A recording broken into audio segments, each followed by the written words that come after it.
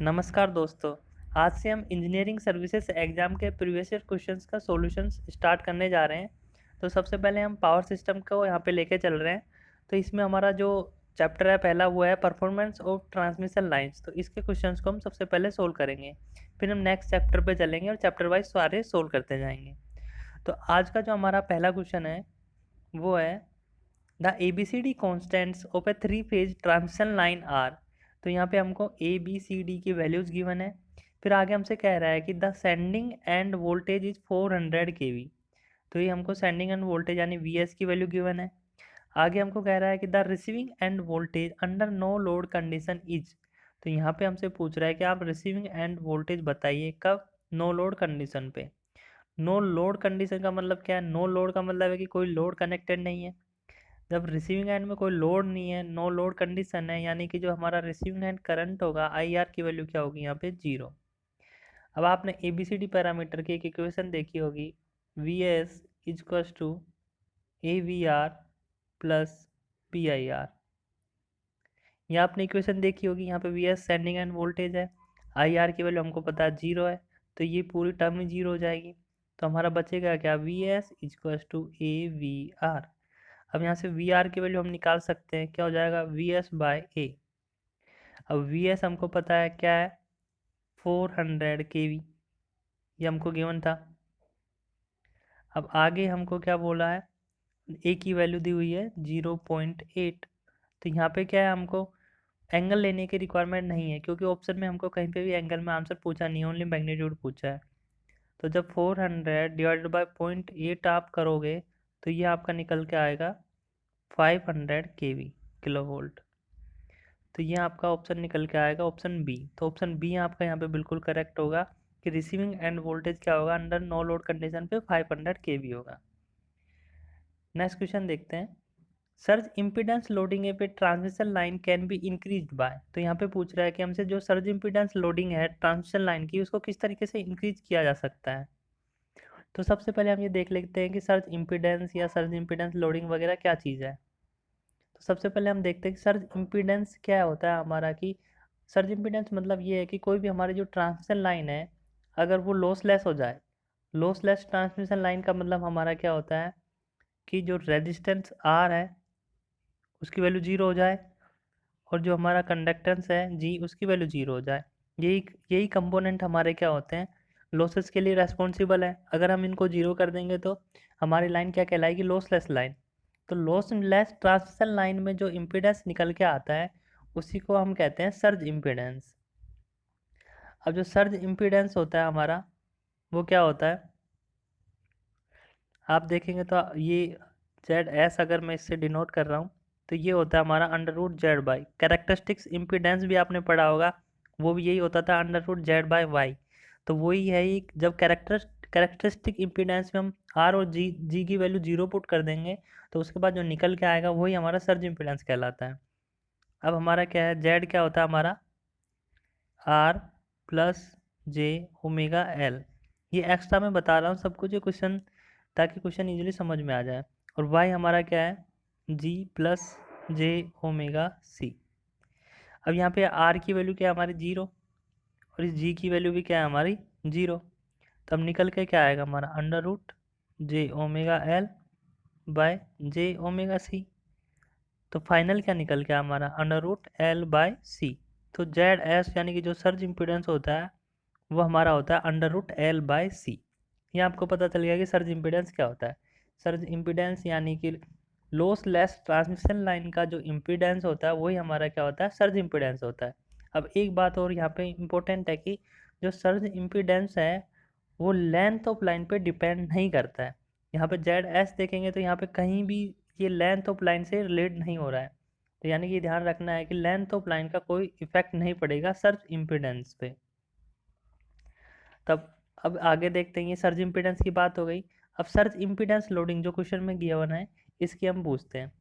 तो अब क्या है कि हमारा अगर हम मतलब कि रिसीविंग एंड में कोई भी प्योरली रेजिस्टिव लोड कनेक्ट करते हैं। मान लीजिए ये हमारा क्या है? रिसीविंग एंड है, और यहाँ पे रिसीविंग एंड वोल्टेज VR है।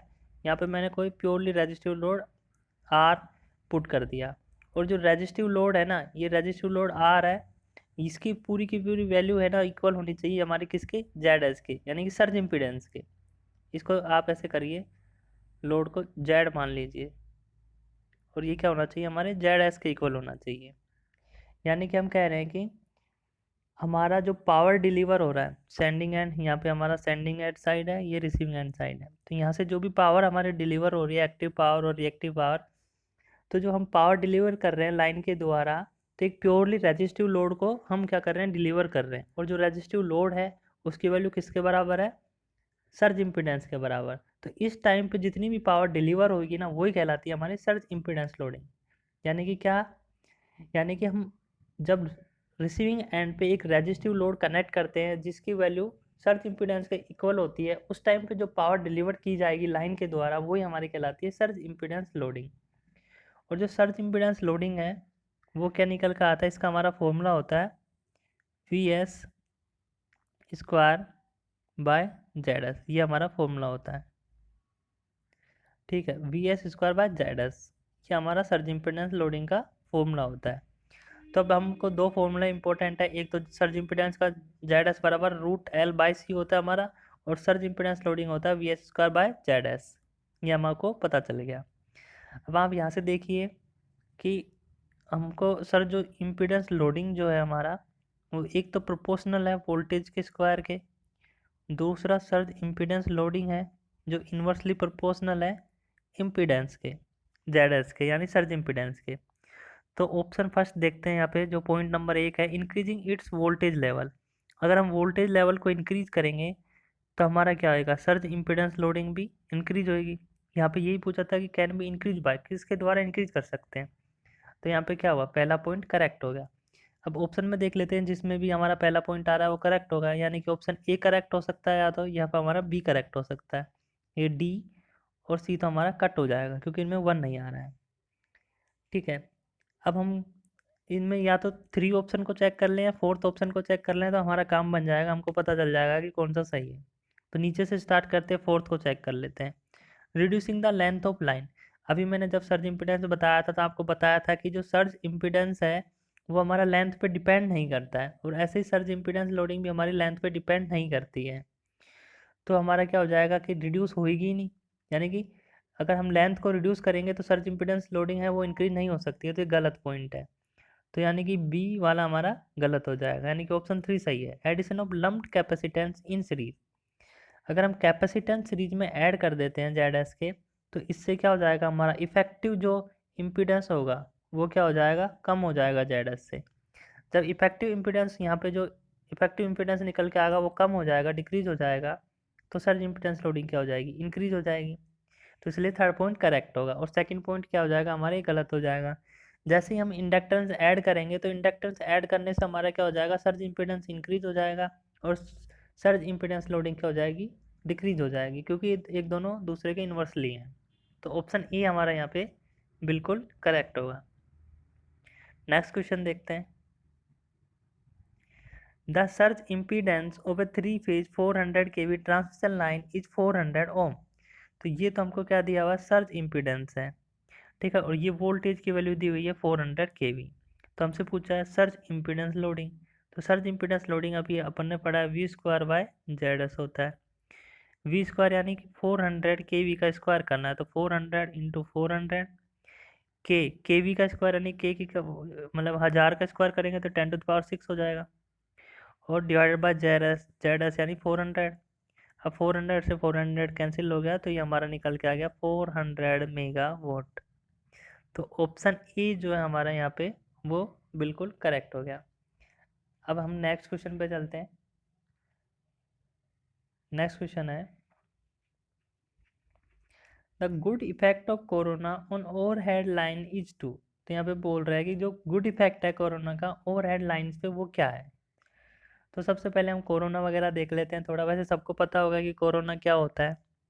तो यहाँ पे देखो कुछ लिखा हुआ है, the phenomena of ionisation of surrounding air around the conductor causing noise and production of ozone gas in an overhead transmission line is known as corona effect. तो क्या होता है, जो हमारी EHV लाइन्स होती है, एक्स्ट्रा हाई वोल्टेज लाइन्स होती हैं जो बहुत हाई वोल्टेज जिनमें ट्रेवल करता है, तो वहाँ पे क्या होता है हमारा हाई इलेक्ट्रिक फील्ड के कारण क्या होता है, कंडक्टर के चारों ओर जो भी हमारी एयर रहती है उसका क्या हो जाता है, आयोनाइजेशन हो जाता है।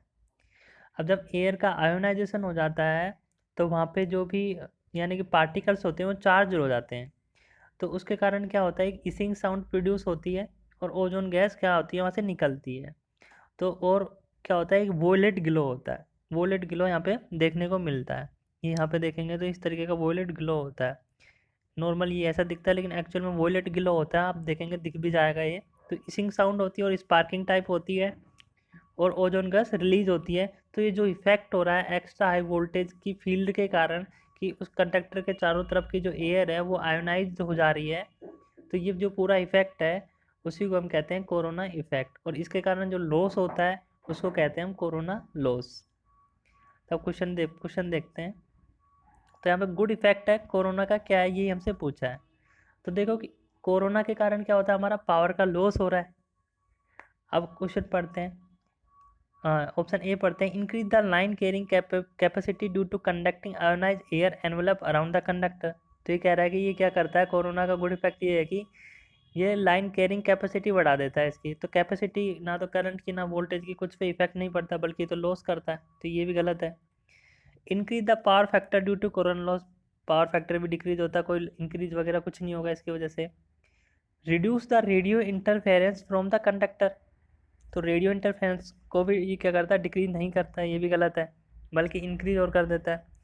अब लास्ट है, reduce the steepness of surge fronts, तो ये क्या करता है, जो सर्ज आती है ना उनको ज़रूर रिड्यूस कर देता है। कैसे देखिए, सर्ज का मीन्स क्या है, कोई भी एबनॉर्मल कंडीशन जब भी होती है, फॉल्ट आ गया या कोई भी एबनॉर्मल कंडीशन हुई या फिर जो लाइटनिंग स्ट्रोक आता है हमारा, नेचुरल लाइटनिंग स्ट्रोक, तो उसके कारण क्या होता है, अचानक से हमारा वोल्टेज की वैल्यू क्या हो जाती है, इंक्रीज हो जाती है। अब जब वोल्टेज की वैल्यू अचानक से इंक्रीज हो गई, लाइन में पहले मान लो कि 11 के वी वोल्टेज था, 11 के वी वोल्टेज पे थी वो, अब अचानक से 11 से होकर 21 हो गया, तब क्या होगा, या तो बर्न होएगी या कुछ न कुछ इफेक्ट होगा उसके कारण। तो ये क्या करता है, कोरोना कोरोना लॉस के कारण क्या होता है कि ये जो वोल्टेज होता है ना इसका क्या हो जाता है, लॉस हो जाता है यहाँ पे। मान लो कोरोना लॉस PCL मान लेता हूँ मैं। तो अब जब PCL जो कोरोना लॉस था हमारा, उसके साथ साथ में क्या हो जाएगा, जो सर्ज का वोल्टेज था VS, इसके कारण भी क्या हो जाएगा, इस वोल्टेज का भी लॉस हो जाएगा। तो यहाँ पे गुड इफेक्ट क्या हुआ कोरोना का कि ये जो सर्ज के कारण जो हमारा वोल्टेज इंक्रीज हो रहा था उसका भी वोल्टेज ड्रॉप कर दे रहा है ये कोरोना लॉस। तो हमारा क्या हो जा रहा है, सर्ज की वैल्यू डिक्रीज हो जा रही है और इतना हमारा जो नेगेटिव इफेक्ट पड़ना था सर्ज का लाइन पे वो नहीं हो रहा है। तो ये हमारे लिए गुड इफेक्ट है कोरोना का कि ये क्या करता है, रिड्यूस करता है स्टीपनेस ऑफ सर्ज फ्रंट्स को। तो ऑप्शन डी है जो यहाँ पे करेक्ट है। नेक्स्ट क्वेश्चन है, for transmission line which one of the following relation is true. तो यहाँ पे पूछ रहा है कि ट्रांसमिशन लाइन में इनमें से कौन सा रिलेशन हमारा ट्रू होता है। तो आपने जो ABCD पैरामीटर जो पढ़े हैं तो उसमें रेसिप्रोसिटी थ्योरम जो पढ़ी होगी, तो उसके अकॉर्डिंग हमारा क्या होता है, जो डिटर्मिनेंट होता है पैरामीटर्स का वो क्या होना चाहिए, इक्वल्स टू 1 होना चाहिए। यानी कि AD माइनस BC क्या होना चाहिए, आपका 1 होना चाहिए। अब हम देखते हैं तो यहाँ पे ऑप्शन जो ए है हमारा उसी में आ रहा है कि AD माइनस BC किसके बराबर है, 1 के। तो ये ऑप्शन ए आपका यहाँ पे करेक्ट हो जाएगा, ये रिलेशन बिल्कुल सही है। नेक्स्ट क्वेश्चन देखते हैं, ए 3-phase transmission line has its conductors at the corners of an equilateral triangle with side 3 meter. The diameter of each conductor is 1.63 centimeter. The inductance of the line per phase per kilometer is, तो यहाँ पे क्या है, हमसे inductance पूछा है पर phase पर किलोमीटर में। तो यहाँ पे सबसे पहले हमको क्या दे रखा है, एक इक्विलेटरल ट्राइंगल है, ऐसे एक इक्विलेटरल ट्राइंगल है जिसके तीनों कॉर्नर्स पे कंडक्टर्स इस तरीके से अरेंज्ड है। और जहाँ पे साइड दी हुई है हमको 3 मीटर, और जो हमारा क्या दिया हुआ आगे, द डायमीटर दी हुई है। तो डायमीटर हमको दी हुई है 1.63 सेंटीमीटर दी हुई है। अब डायमीटर दी हुई है और आगे पूछ रहा है हमको इंडक्टेंस ऑफ लाइन पर फेज पर किलोमीटर, इंडक्टेंस हमसे निकालने को बोला है। तो इंडक्टेंस का फॉर्मूला आपको पता है, 2 × 10⁻⁷ ln d by R dash होता है, ये आपको पता है। और ये होता है हेनरी पर मीटर पर फेज में होता है। लेकिन हमको निकालना किस में है, पर फेज पर किलोमीटर। तो यानी कि अगर पर फेज पर किलोमीटर में चेंज करेंगे तो मिली किस में आएगा हमारा, मिली हेनरी पर फेज पर किलोमीटर में आएगा जब आंसर हमारा आएगा। चलो आगे देखते हैं इसको क्या है। अब सबसे पहले इसमें हमको आर डैश क्या होता है, हमारा आर डैश होता है 0.7788 टाइम्स ऑफ आर। तो इसलिए सबसे पहले हमको आर निकालना पड़ेगा। तो आर डायमीटर का हाफ हो जाएगा 1.63 डिवाइडेड बाय 2 करेंगे आप, तो आर आपका निकल के आ जाएगा 0.815 सेंटीमीटर। यह आर निकल के आ गया। अब हम आर डैश निकाल लेते हैं।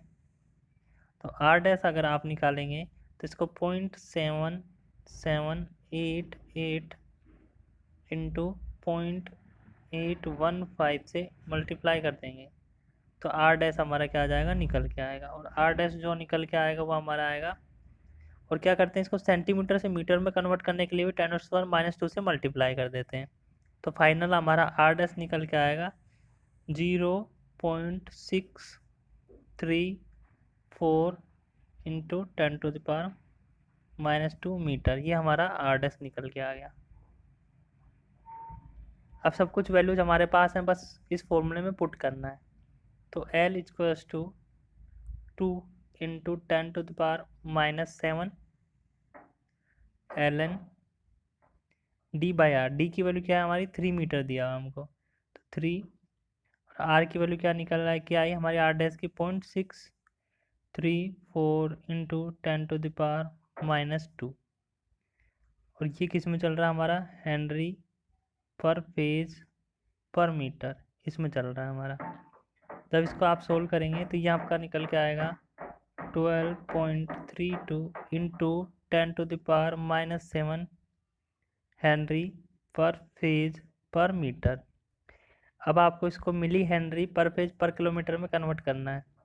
तो ये हो जाएगा 1.232 मिली हेनरी पर फेज पर किलोमीटर।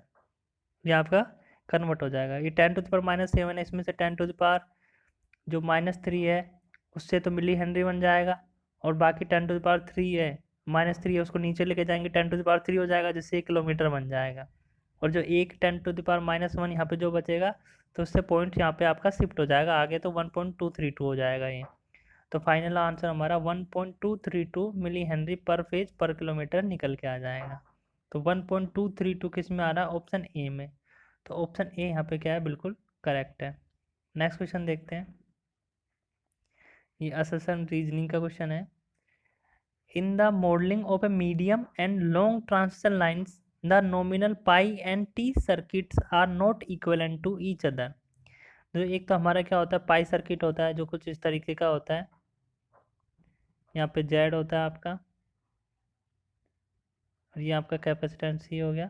तो ये तो हमारा हो गया पाई सर्किट होता है। एक टी सर्किट होता है हमारा, ठीक है, जिसमें ये कैपेसिटेंस है, यहाँ पे Z/2 होता है और यहाँ पे Z/2 होता है। तो एक टी सर्किट इस तरीके का होता है हमारा, और एक पाई सर्किट ऊपर वाला इस तरीके का होता है। तो ये कह रहा है कि जो मॉडलिंग है मीडियम और लॉन्ग ट्रांसमिशन लाइन की, उसमें जो नॉमिनल पाई और टी सर्किट होते हैं वो इक्विवेलेंट नहीं होते हैं एक दूसरे के। तो ये बिल्कुल सही कहा है कि ये दोनों क्या होते हैं, इक्विवेलेंट नहीं है। जैसे पाई है, ये पाई एक तरीके से क्या बन रहा है, डेल्टा बन रहे हैं।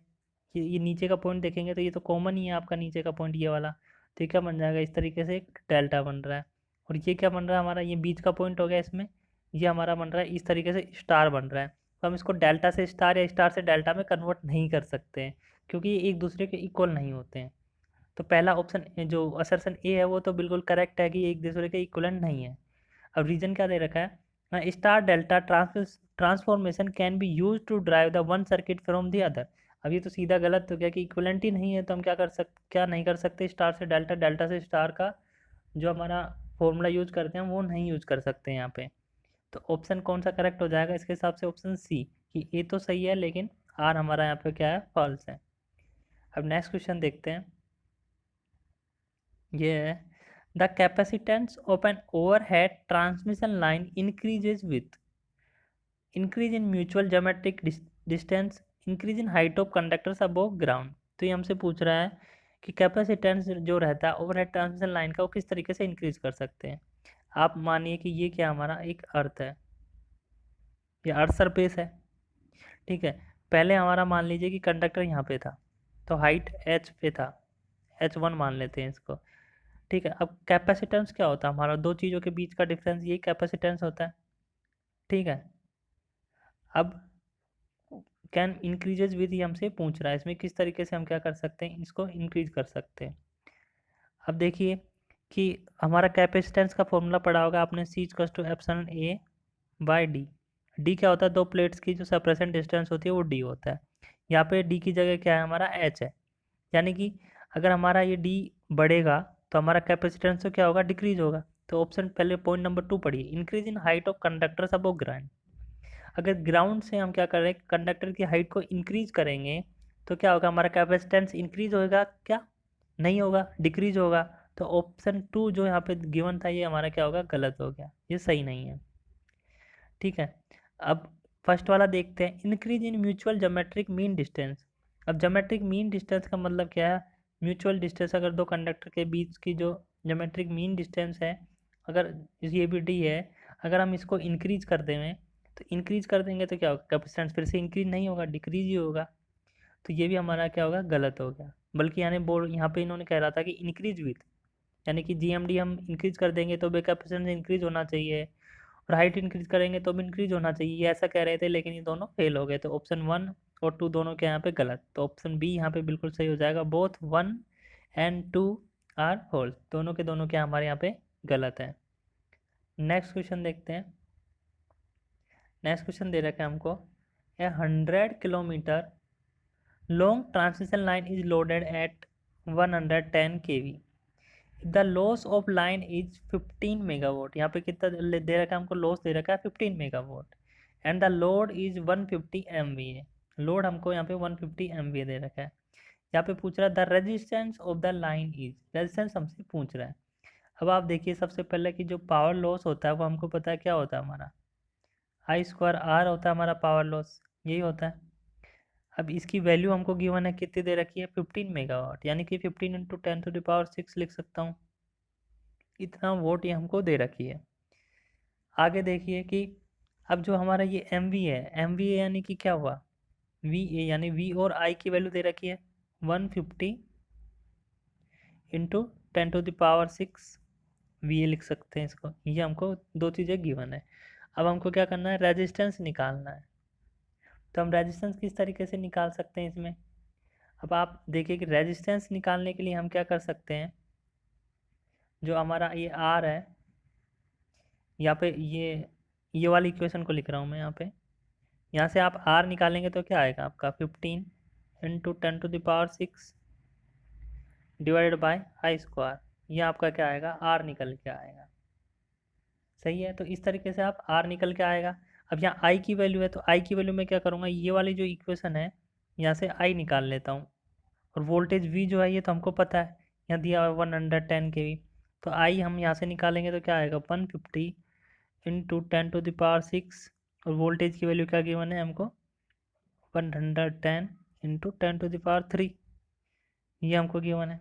तो बस वैल्यू यहाँ पे पुट करनी है, 15 इंटू 10⁶ पहले से था, I² की जगह क्या पुट कर देंगे हम, यहाँ पे आ जाएगा 150 इंटू 10⁶, है ना, और यहाँ पे 110 इंटू 10⁻3, और इसका क्या हो रहा है, पूरे का स्क्वायर हो रहा है, कुछ इस तरीके से आ जाएगा हमारा। तब जब आप इसको पूरे को सोल्व करोगे कि 10⁻3 से, तो ये 10⁻3 टाइम्स ही चल जाएगा, तो 10⁻3 बचेगा आपका यहाँ पे। बाकी पूरा जब सोल्व करोगे तो R की वैल्यू आपकी इजीली निकल के आ जाएगी, ये निकल के आएगी 8.06 ओम पर फेज, ये हमारी क्या आ जाएगी, रेजिस्टेंस की वैल्यू निकल के आ जाएगी। अब ये सोल्व वगैरह आप लोग कर लेना कि इजी है सोल्व करना, सोल्व करने में ऐसा कुछ है नहीं, तो R की वैल्यू आप इजीली यहाँ पे निकाल सकते हैं। नेक्स्ट क्वेश्चन देखते हैं, which one of the following equation is correct. देखो ऐसा क्वेश्चन हमने पहले भी किया था, तो इसमें हमको पता है कि जो डिटर्मिनेंट है A D minus B C, वो क्या होना चाहिए हमारा 1 होना चाहिए रेसिप्रोसिटी थ्योरम के अकॉर्डिंग। अब A D minus B C equals to 1, इसको दूसरे तरीके से क्या लिख सकते हैं हम, इसको ऐसे भी लिख सकते हैं भाई, B C minus A D, दोनों साइड माइनस से क्या कर दिया मैंने, मल्टीप्लाई कर दिया, इक्वल्स टू -1 भी लिख सकते हैं, या फिर ऐसे भी लिख सकते हैं minus A D plus B C equals to 1, ऐसे भी लिख सकते हैं। तो यहाँ पे हमारा क्या हो जाएगा, जो करेक्ट ऑप्शन मैच हो रहा है कौन सा है, option D, minus A D plus B C equals to -1। तो ये हमारा ऑप्शन डी यहाँ पे बिल्कुल करेक्ट होगा। नेक्स्ट क्वेश्चन देखते हैं। ये हमको कह रहे हैं कि D S is the G M R of each conductor, each sub conductor of a 4 sub conductor bundle conductor and D is the bundle spacing, what is the G M R of the equivalent single conductor, ये हमसे पूछ रहे हैं। तो आप यहाँ पे देखिए कि क्या कह रहा है, डी एस क्या है हमारा, G M R geometric mean radius है ईच सब कंडक्टर की, of a 4 sub conductor bundle conductor and D the bundle spacing, यानी कि कुछ इस तरीके से दिया है। और सब कंडक्टर 4 हैं, 1 2 3, ये 4 कंडक्टर हो गए इस तरीके से। अब 4 कंडक्टर हो गए तो आगे हमारा क्या कह रहा है इसमें कि दो इनके बीच की जो डिस्टेंस है वो हमारी क्या है, डी डिस्टेंस है। ये डिस्टेंस भी डी है, ये डिस्टेंस भी डी है, ये डिस्टेंस भी डी है। तो ये डिस्टेंस क्या निकाल सकते हैं हम पाइथागोरस थ्योरम से।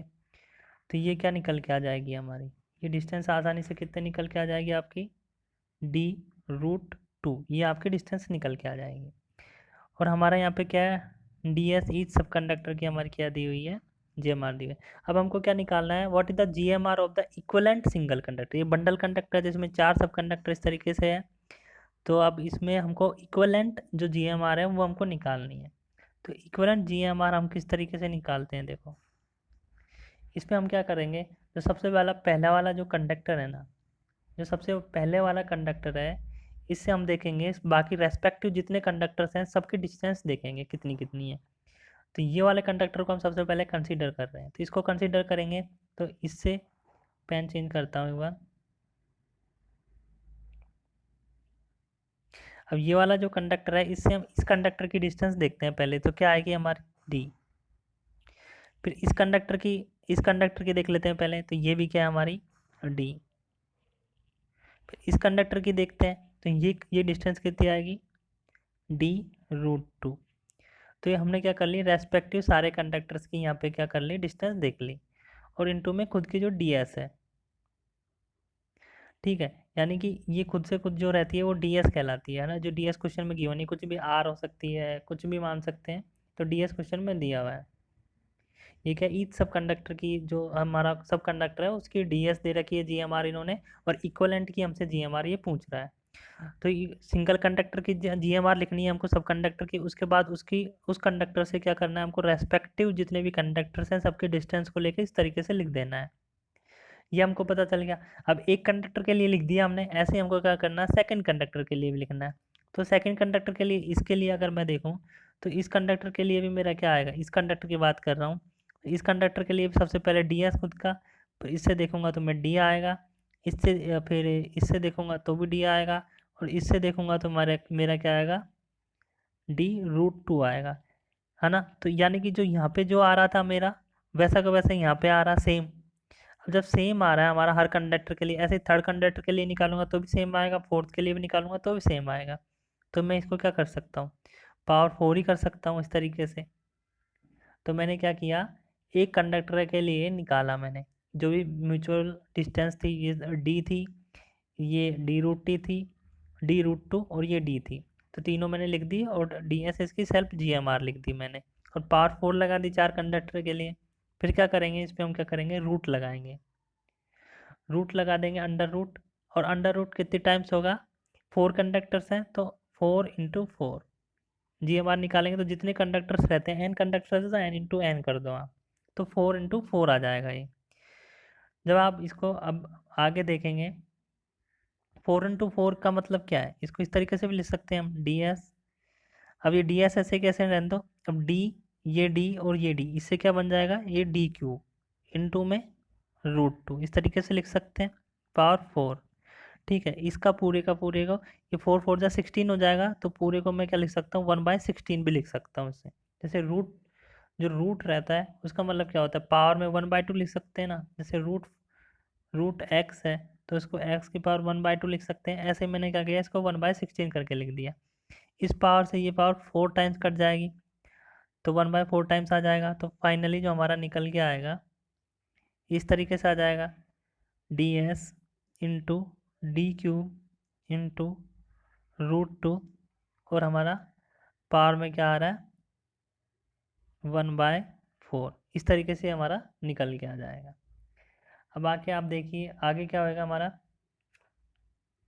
आगे इसको इस तरीके से भी लिख सकते हैं हम, ds इंटू d³ की पावर 1/4 इंटू √2 की पावर 1/4, इस तरीके से बिल्कुल लिख सकते हैं।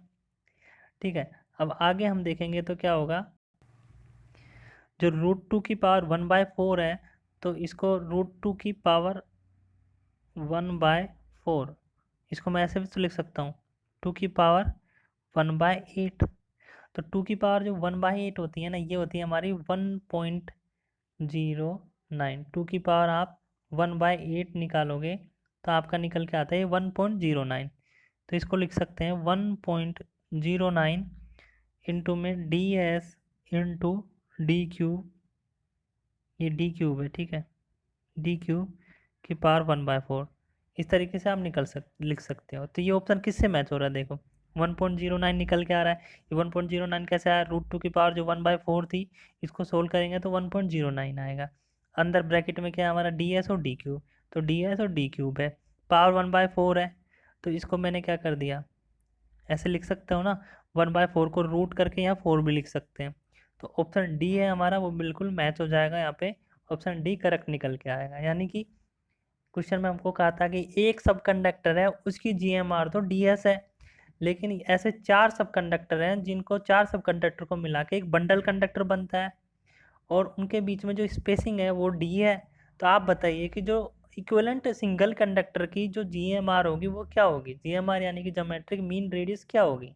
तो उसके लिए हमने क्या किया, कुछ नहीं किया, हमने ऐसा किया कि सबसे पहले सेल्फ GMR लिखी कंडक्टर की ds, सेल्फ GMR लिखी हमने कंडक्टर की ds, ये लिखी हमने सबसे पहले।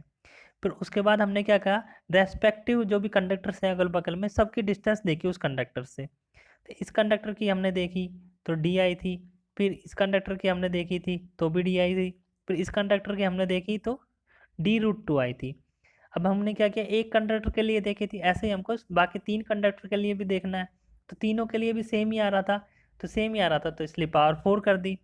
अब ऐसा करने के बाद हमको क्या करना होता है, रूट लगाना होता है इसके, फिर उस पर क्या करना होता है हमको n इंटू, ये फॉर्मूला एक्चुअल में ऐसा ही होता है, √n इंटू n, फिर नीचे जितने भी सेल्फ की जो GMR है वो इंटू में जो म्यूचुअली जो आसपास में उनका सबको मल्टीप्लाई करके लिखना होता है। तो फिर n 4 कंडक्टर थे तो ऊपर 4 × 4 आ गया हमारा। जब इसको सोल्व करते जाए, बस आगे तो सोल्व करना है, 4 × 4 16 हो गया, तो फिर 1/16 लिख दिया, पावर से कैंसिल होके 4 ही बच जाएगा, तो 1/4 पावर आती है फाइनली। फिर √2 को बाहर ले लिया और √2 की पावर 1/4 कर दी, √2 की पावर 1/4 को सोल्व करेंगे तो हमारा क्या आता है 1.09। तो इस तरीके से हमारा फाइनल आंसर आ गया था। अब नेक्स्ट क्वेश्चन देखते हैं।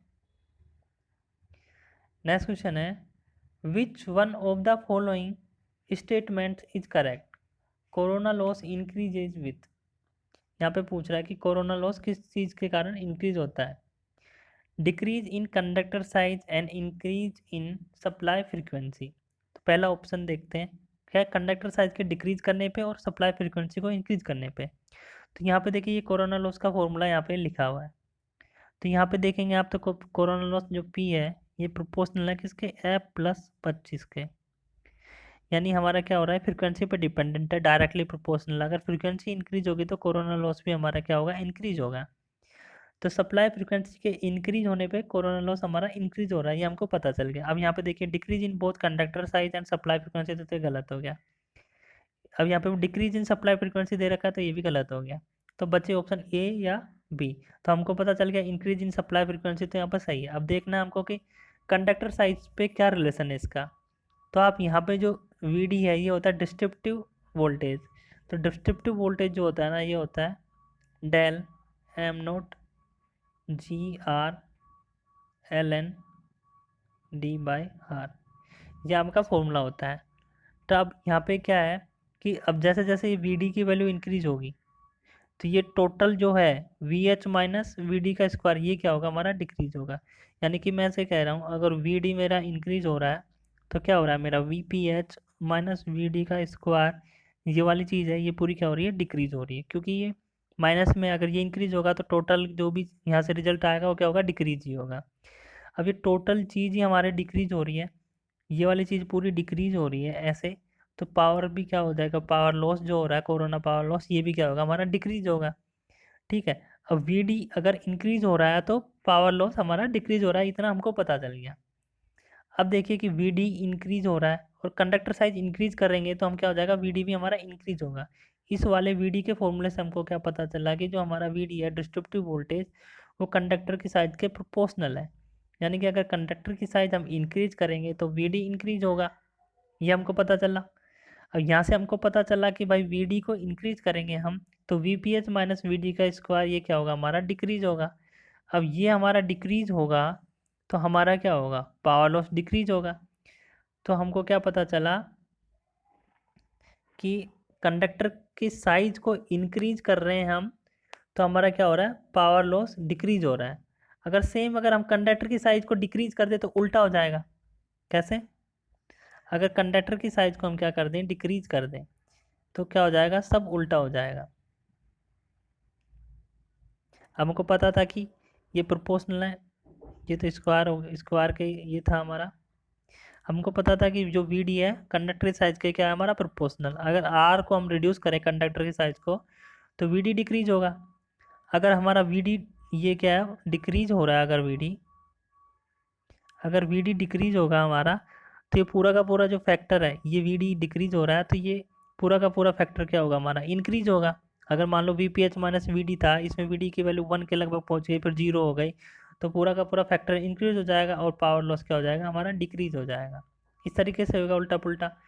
तब यहाँ पे ऑप्शन देखिए Dick corona loss increases with, increase करना है कोरोना लॉस, तो कोरोना लॉस को हम किस तरीके से इंक्रीज कर सकते हैं कंडक्टर की साइज को डिक्रीज करके या इंक्रीज करके। तो अब यहाँ पे देखिए कि ये क्या हुआ था कंडक्टर की साइज को हम क्या कर रहे थे डिक्रीज कर रहे थे तो वी डी हमारा डिक्रीज हो रहा था। वी डी अगर डिक्रीज हो रहा था V P H minus V D का स्क्वायर डिक्रीज हो रहा था। यहाँ पे ये तो पूरा फैक्टर जो है ना वी डी तो डिक्रीज हो रहा अकेला लेकिन पूरा फैक्टर क्या होगा इंक्रीज होगा। अब पूरा फैक्टर इंक्रीज होगा तो पावर लॉस भी हमारा क्या होगा इंक्रीज होगा। समझ में आया, कन्फ्यूज नहीं होना है इसमें। एक तो हमको पता चला था कि इस फॉर्मूले से कि पावर है जो फ्रिक्वेंसी के प्रोपोर्शनल है, तो अगर फ्रिक्वेंसी बढ़ाएंगे तो पावर लॉस भी हमारा क्या हो जाएगा इंक्रीज हो जाएगा।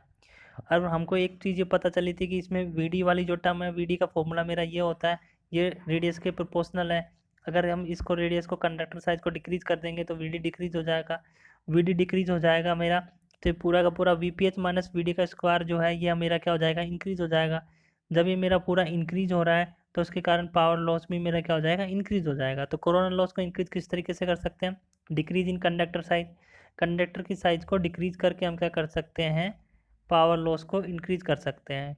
और अगर सप्लाई फ्रीक्वेंसी को इंक्रीज कर देंगे तो भी मेरा क्या हो जाएगा पावर लॉस इंक्रीज हो जाएगा, ये हमको पता चल गया। तो ऑप्शन ए हमारा क्या है यहाँ पे बिल्कुल करेक्ट है।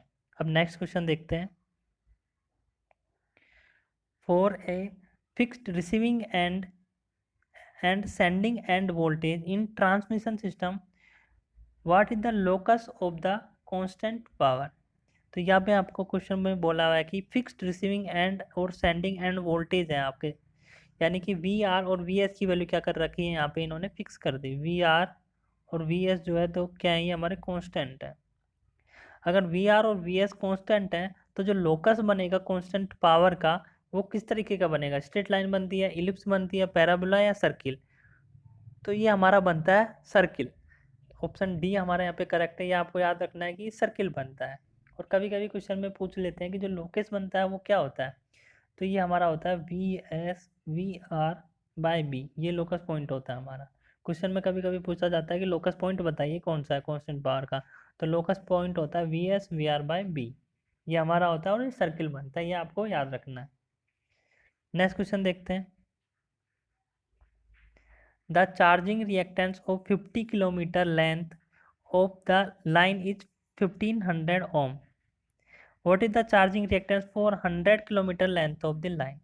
यहाँ पे हमको क्या दिया हुआ है क्वेश्चन में कि जब हमारी 50 किलोमीटर लेंथ थी तो उस टाइम पे, ये L1 मान लेता हूँ मैं, 50 किलोमीटर थी तो उस टाइम पे जो चार्जिंग रिएक्टेंस था मेरा XC1, ये दिया हुआ था मेरे को 1500 ओम। अब आगे कह रहा है what is the charging reactance for 100 kilometre length. अब L2 क्या है, मेरी 100 किलोमीटर हो गई है। अब बोल रहा है कि चार्जिंग रिएक्टेंस बताओ कितना होगा, ये हमसे पूछ रहा है। यानी कि लेंथ डबल कर दिए तो चार्जिंग रिएक्टेंस पे क्या इफेक्ट होगा, ये हमसे पूछ रहा है। अब आपको पता है कि जो XC होता है वो होता है हमारा लेंथ के इन्वर्सली प्रोपोर्शनल। कैसे? XC होता है हमारा 1/ओमेगा C, और इनटू में लेंथ से भी ये मल्टीप्लाई होता है, तो इससे क्या आता है, ये हमारा लेंथ के इन्वर्सली प्रोपोर्शनल आता है। तो अब हमको क्या पता चला कि अगर लेंथ को इंक्रीज करेंगे हम तो क्या हो गया, XC क्या होना चाहिए, डिक्रीज होना चाहिए।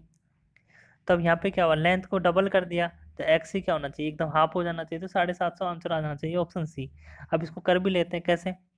अब XC2/XC1 आप लिखोगे फॉर्मूले में, तो ये कैसे आएगा आपका L1/L2, इस तरीके से फॉर्मूला बनेगा।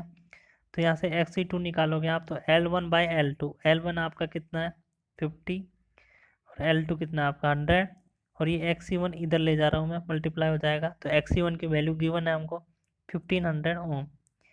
ये 2 टाइम्स चला गया, ये कट के 750 आ गया, तो XC2 हमारा क्या आ गया, चार्जिंग रिएक्टेंस आ जाएगा 750 ओम। तो ऑप्शन सी जो है हमारा यहाँ पे, वो क्या हो गया, बिल्कुल करेक्ट हो गया। नेक्स्ट क्वेश्चन देखते हैं। Equivalent pi model is quite suitable for analyzing the performance of transmission line of। तो जो हमारा इक्विवेलेंट पाई मॉडल जो रहता है हमारा, जो इक्विवेलेंट पाई मॉडल है उसको किस चीज़ के लिए सूटेबल है, कितने किलोमीटर तक की लेंथ ऑफ लाइन है उसके लिए सूटेबल है। तो जो हमारा पाई मॉडल होता है ना, ये हम यूज करते हैं लॉन्ग लाइंस के लिए। लॉन्ग लाइन का मतलब है कि हमारी लाइंस जिनकी जो लेंथ है ना वो 250 किलोमीटर से ज़्यादा हो, 250 किलोमीटर हो। समझ में आ रहा है? तो ऑप्शन सी जो है हमारा वो करेक्ट होगा यहाँ पे। 50 किलोमीटर और 150 किलोमीटर तो शॉर्ट लाइन वगैरह हो गई, मीडियम लाइन होगी, शॉर्ट लाइन हो गई, ठीक है। लेकिन 250 किलोमीटर लेंथ वाली जो लाइन है ना, ये कहलाएगी हमारी लॉन्ग लाइन। तो हम लॉन्ग लाइन के लिए ही क्या करते हैं, पाई मॉडल यूज लेते हैं। अब हम पाई मॉडल ही क्यों यूज लेते हैं, टी मॉडल क्यों यूज नहीं लेते, देखिए पाई मॉडल कुछ इस तरीके से पाई बनता है हमारा, यहाँ पे कैपेसिटेंस वगैरह होते हैं, यहाँ पे हमारा जेड होता है, यहाँ C/2 होता है, ये C/2 होता है।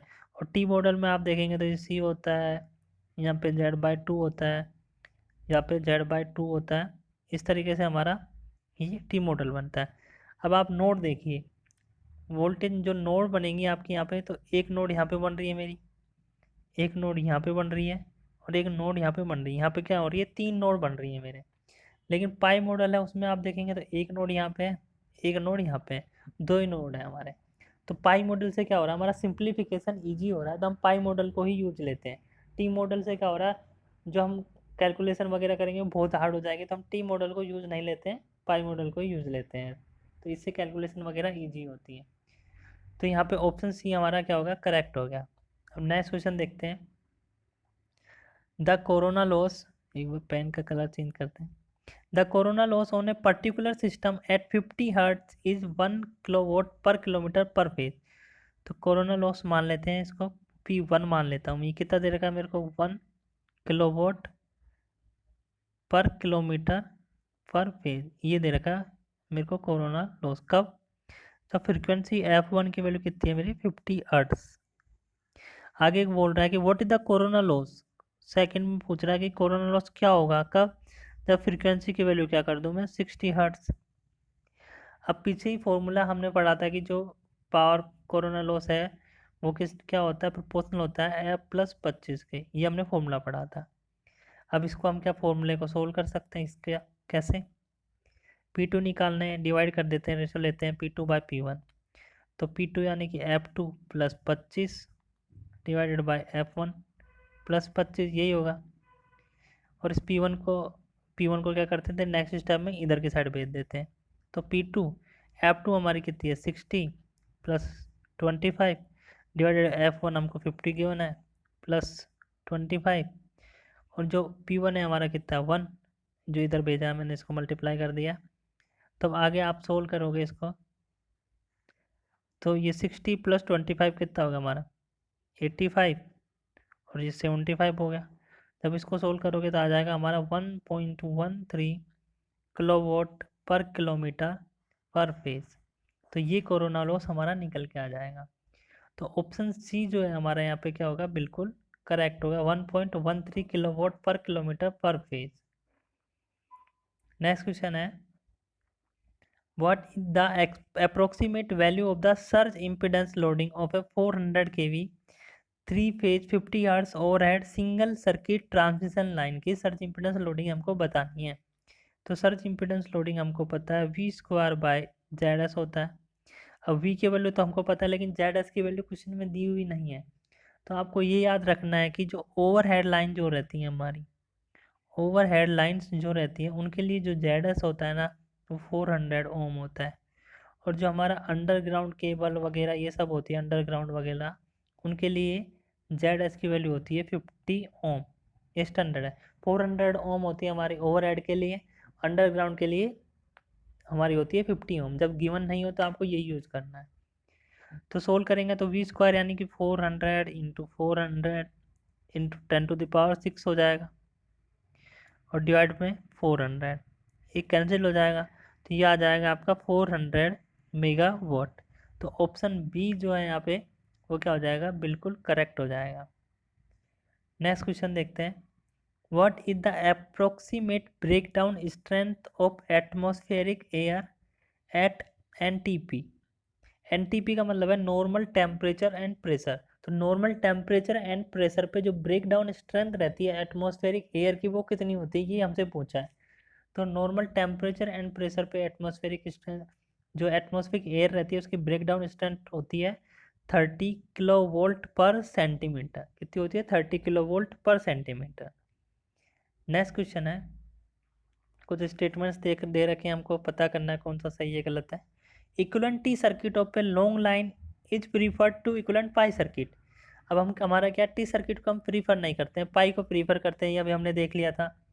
तो जिसमें भी हमारा क्या हो रहा होगा, 1 आ रहा होगा वो गलत हो जाएगा। तो ये भी गलत हो गया, ये भी गलत हो गया, ये भी गलत हो गया। तो हमारा ऑप्शन सी ही करेक्ट हो गया, इजीली सोल्व हो गया ये तो। सेकंड दे रखा है, the nature of reactive power compensation is different for peak load and off peak load condition. तो ये सही बात है कि जो रिएक्टिव पावर कंपनसेशन है वो डिफरेंट होता है हमारा पीक लोड और ओ पीक लोड के लिए। पीक लोड का मतलब क्या है, हमारी की डिमांड ज़्यादा है। अब डिमांड ज़्यादा है हमको, तो रिएक्टिव पावर कंपनसेशन हम किस तरीके का यूज़ करेंगे, कैपेसिटिव यूज़ करेंगे, क्योंकि हमको सप्लाई करना है रिएक्टिव पावर, डिमांड ज़्यादा है इसलिए। तो हम क्या करेंगे, कैपेसिटिव यूज़ करेंगे, और कैपेसिटिव ही तो सप्लाई करता है। ऑफ पीक यानी कि हमारे पास क्या है, डिमांड कम है लेकिन पावर जो जनरेट हो रही है वो सरप्लस में है। अब उसको एब्जॉर्ब कौन करेगा, एक्स्ट्रा जो भी पावर है उसको, तो उसके लिए हम करेंगे रिएक्टिव पावर कंपनसेशन जो होगा वो हमारा इंडक्टिव नेचर का होगा। इंडक्टर ही क्या करता है, हमारा एब्जॉर्ब करता है। तो ऑप्शन 2 भी हमारा करेक्ट है, डिफरेंट होगा। ऑप्शन जो ये थर्ड पॉइंट है, इसमें क्या दे रखा है कि जो Ferranti effect is significant only on medium and long line. तो जो फरांटी इफेक्ट है ना, ये मीडियम और लॉन्ग लाइन पे देखने को मिलता है, ये शॉर्ट लाइन में नहीं देखने को मिलता है।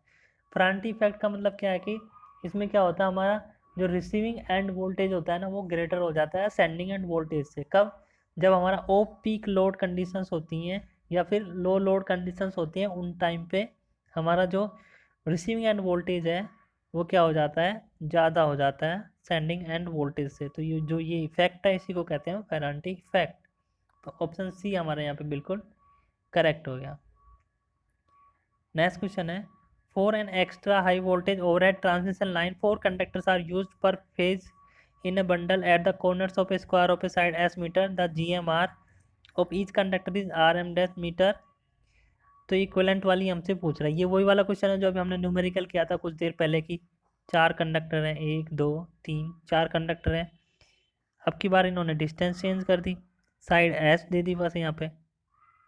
अब ये वाली डिस्टेंस निकालेंगे आप, तो ये क्या हो जाएगी आपकी S√2 आ जाएगी आपकी। ठीक है। और सेल्फ GMR जो दे रखी है वो क्या दे रखी है, RM डैश दे रखी है आपको। तब आपसे ये पूछ रहा है कि अब आपसे ये कह रहा है कि इक्वलेंट GMR बताइए, तो कैसे करेंगे। मैंने आपको बताया था कि क्या करना है, सबसे पहले हमको क्या करना है, सेल्फ GMR लिखना है। सेल्फ GMR क्या हमारी RM डैश, फिर इनटू में क्या करना है, इस कंडक्टर से देखना चालू करते हैं तो इस कंडक्टर की डिस्टेंस देखते हैं ऐसे वाली, तो ये एस आ जाएगी। फिर इस कंडक्टर की देख लेते हैं यहाँ तक की, तो ये एस हो जाएगी। इस कंडक्टर के लिए क्या हो जाएगी, S√2 हो जाएगी।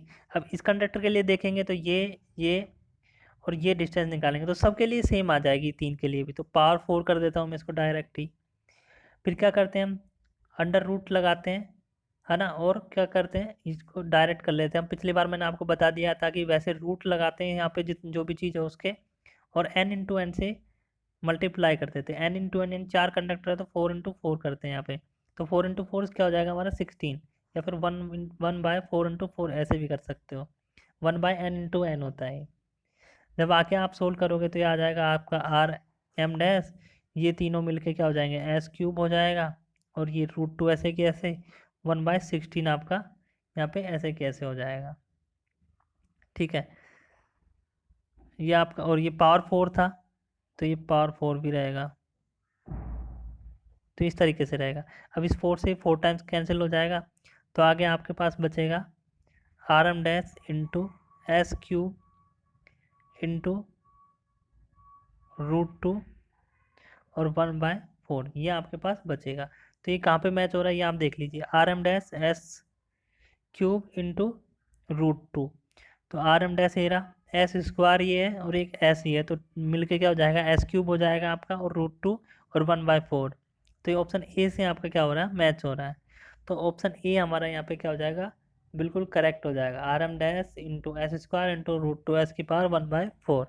तो ऑप्शन ए हमारा यहाँ करेक्ट हो जाएगा। इक्विवेलेंट जो GMR है वो ये निकल के आएगी हमारी। वहाँ पे पिछले क्वेश्चन में हम देख रहे थे तो ऐसे वहाँ पे √2 को बाहर ले लिया था, इसलिए 1.09 times of RM dash into S³ ऐसे करके आ रहा था हमारा, लेकिन इसमें थोड़ा अलग है, वैल्यूज गिवन नहीं है। नेक्स्ट क्वेश्चन देखते हैं।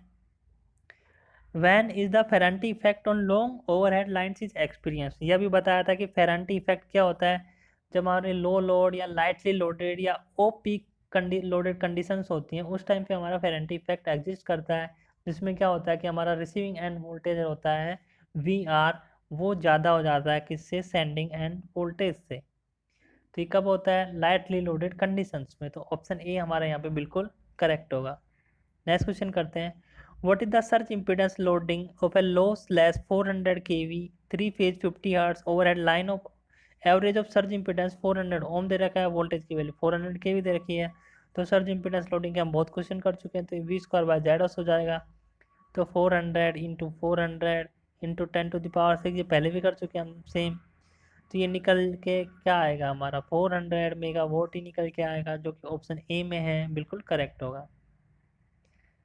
तो आज की वीडियो में हम इतने ही क्वेश्चन करते हैं, लगभग हमने 20-22 क्वेश्चन कर लिए हैं। बाकी जो क्वेश्चन है इस चैप्टर के जो प्रीवियस ईयर में आए हुए हैं, 2008 तक के क्वेश्चन करे हैं अभी तो हमने, अभी 2020 तक एग्ज़ाम हो चुके हैं इसके। तो बाकी जो क्वेश्चन बचे हुए हैं वो सारे क्वेश्चन हम करेंगे नेक्स्ट वीडियो में, पार्ट 2 में। अगर वीडियो आपको अच्छा लगा हो तो प्लीज़ लाइक शेयर सब्सक्राइब ज़रूर करें। Thank you.